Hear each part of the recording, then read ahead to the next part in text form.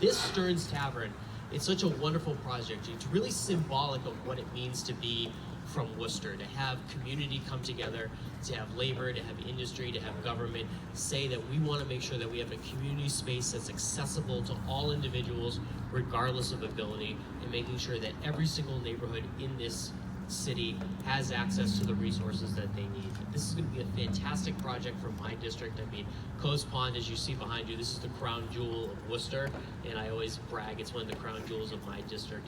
And to have so many good people coming together to make sure that we're moving this project forward, making sure that we're leaving no one behind, and making sure that we're using public space as a way to make sure that we're bringing access. That's what this city is about.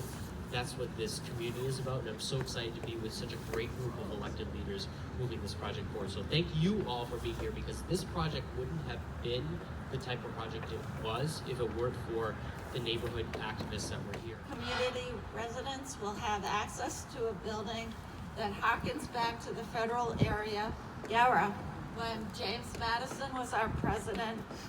Elbridge Gerry of gerrymandering fame was our governor. The War of 1812, a conflict that would have immense impact on our young country, was raging.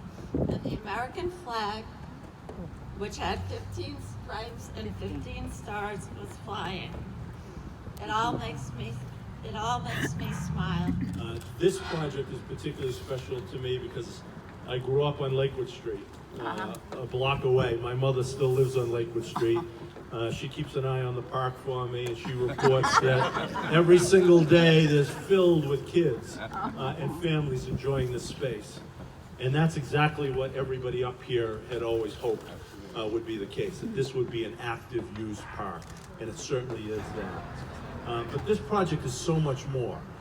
Folks who remember the old Coe's knife site, for years and years it sat empty, and it became a location where dumping took place and overgrowth, and it was an eyesore to the neighborhood. This is the opposite of an eyesore to the neighborhood. This is value added to the neighborhood. This is something that everybody who lives in this neighborhood or drives through this neighborhood looks at and looks to with pride.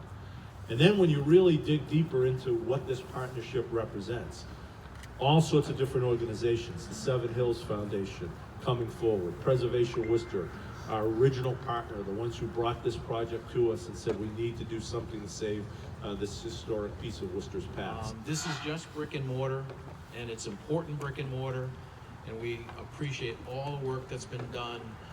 But the real legacy that will be left here, on behalf of Joe Petty, on behalf of Ed Augustus, on behalf of Phil Nidry, on behalf of Deb Packard, are the memories that children and their children and their children's children are going to have after they spend their time on this park.